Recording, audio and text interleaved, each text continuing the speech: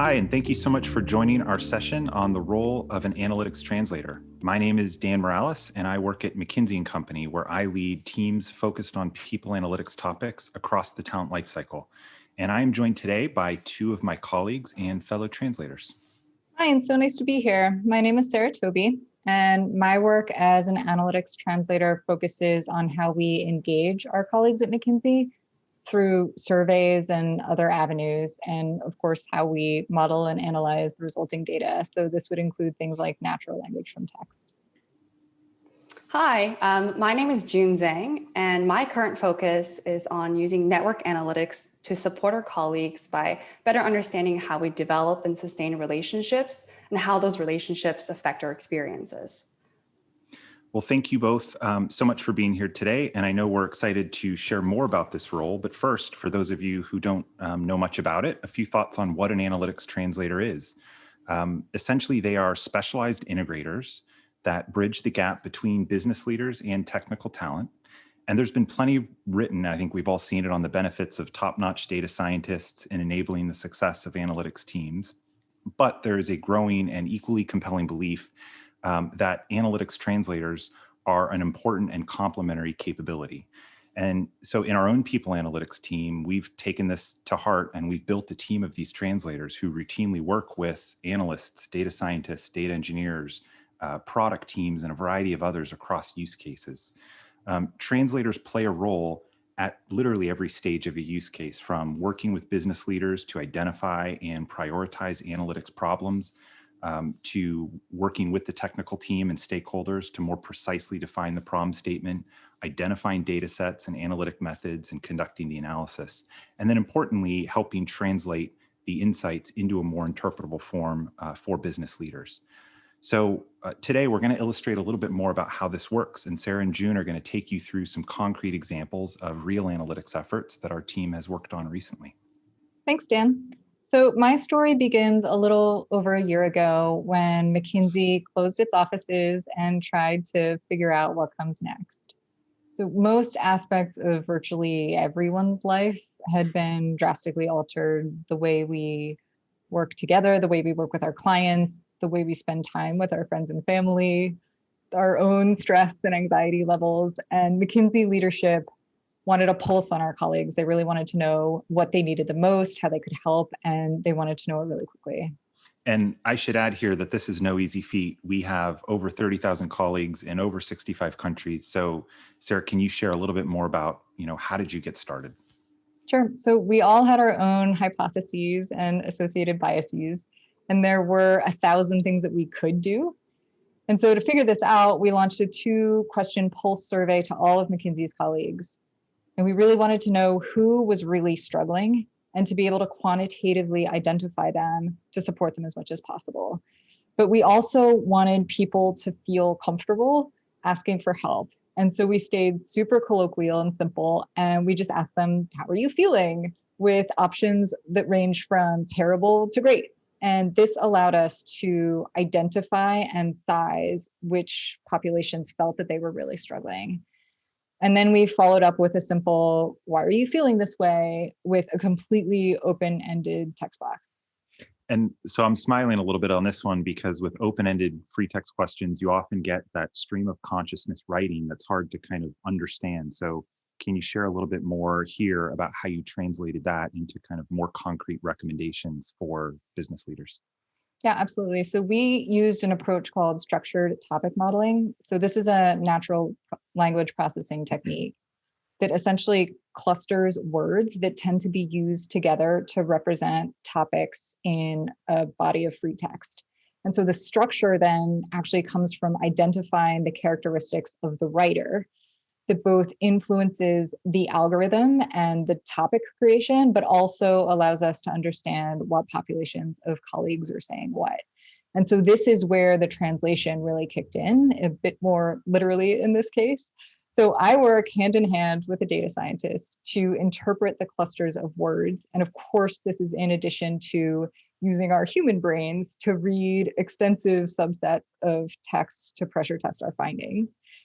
And I'll bring my experience as an ex-consultant and my understanding of what topics could feasibly be addressed by our company. And then the data scientist will guide the interpretation of the topics based on the limits of the algorithm. And so ultimately, we'll have something like this, where we can identify the concerns of our colleagues. So how many folks are talking about a topic, but also what types of colleagues they are, what offices they work in, what roles they hold, so that we can target our support where it will have the most impact, but at the same time maintain complete confidentiality. So this isn't real data. This is just for illustration, and I made this up.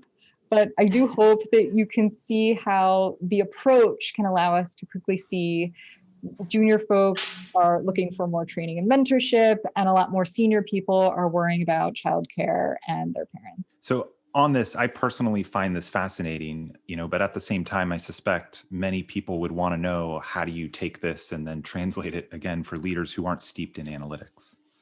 Yeah. So a team of translators will ultimately evaluate the quantitative data from the first question and line it up against the now quantified topics from the second. And then we'll have specific concerns and specific populations to target so that we can provide clear guidance for programs or change management that are designed for greatest impact on how our folks feel. So this is going to be things like how to better support parents, enhancing mental health resources, really specific ways to better work together in a remote setting. But the power here is that we can back up our recommendations with hard quantitative data, along with synonymized quotes that are straight from our colleagues, that are often pretty raw, but also quite moving, and that are also algorithmically representative of the topics that we recommend addressing. And we found such depth of insight from this process that we've launched the Pulse every week over the past year and focused on a range of issues, things like development, sustainability, sponsorship, there are others. And each week, by aligning a translator with a data scientist, we can identify a key concern, solicit feedback from every colleague across the globe, and within 24 hours, translate it into actionable recommendations that are aligned to the roles, the tenures, and the geographies that really need it the most. Awesome. Thanks so much, Sarah. It's an incredible and fascinating piece of work, and would love to pivot now to hear a little bit from June on a fairly different use case. Awesome. Thanks, Dan. Thanks, Sarah. So my example is quite different. It revolves around one specific question on the topic of collaboration at McKinsey.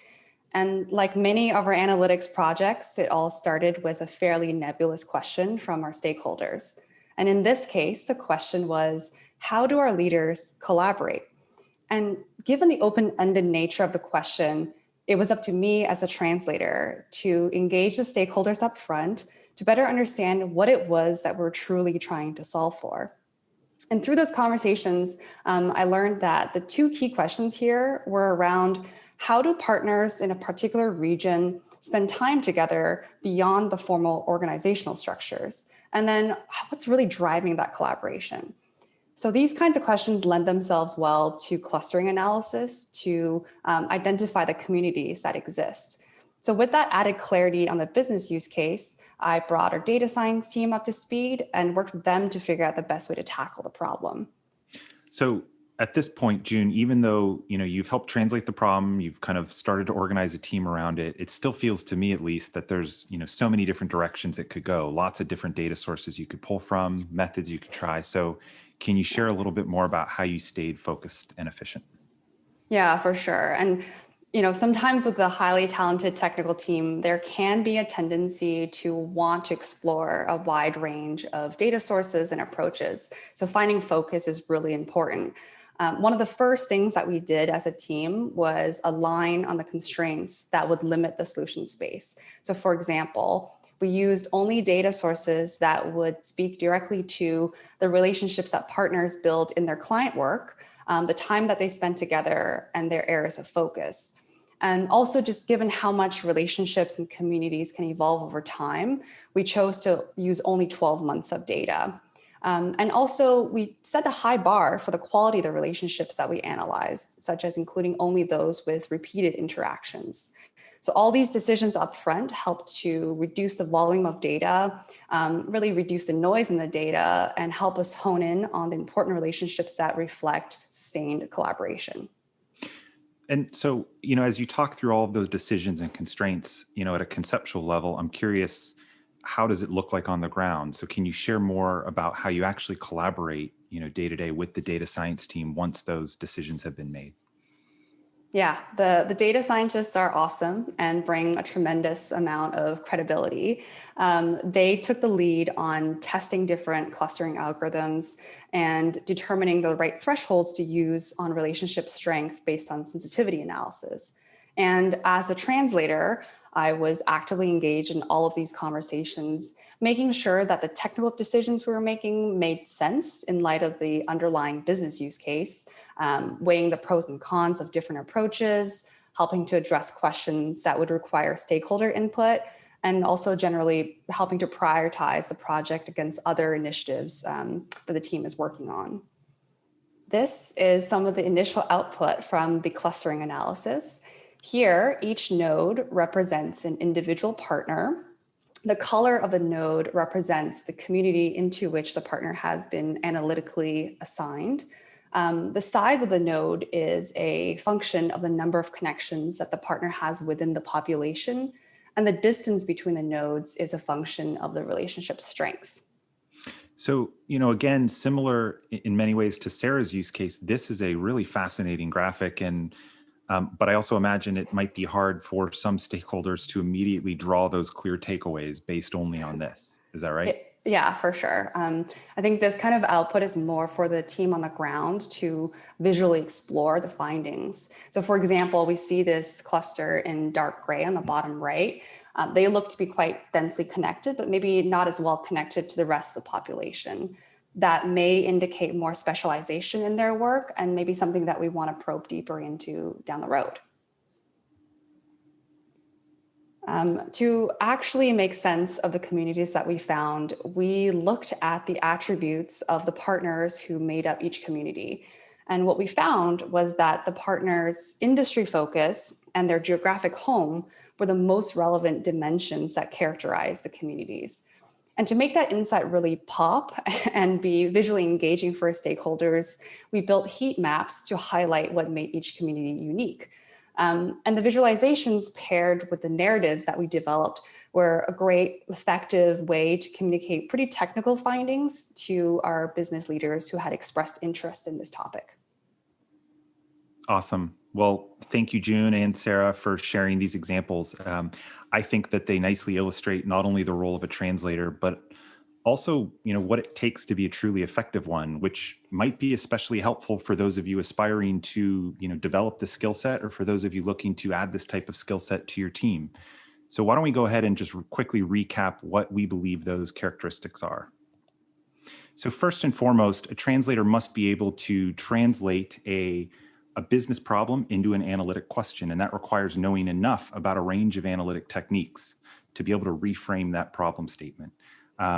Translators must also be able to lead diverse technical teams, organizing team members with a variety of different skill sets around a clear goal and ensuring efficient use of each team member's time across each phase of the use case. Translators also serve as the bridge from the analytics team to the business at large and are responsible often for navigating what is increasingly very complex organizations, minimizing distractions to the technical team, and building trust and credibility in the team. Fourth, translators must be able to translate analytic output into relevant insights. And often this requires sifting through just an incredible wealth of data generated by an analytics team, deriving those insights that are truly actionable and that truly address those business problems. And lastly, translators must be able to tell data-driven stories that are compelling narratives that inform decision makers, influence stakeholders, and really point to those clear business actions that are supported by the data. So why don't we stop there, and thank you so much for joining us. We hope you learned a little bit about the role of an analytics translator, and we hope you enjoy the rest of the conference.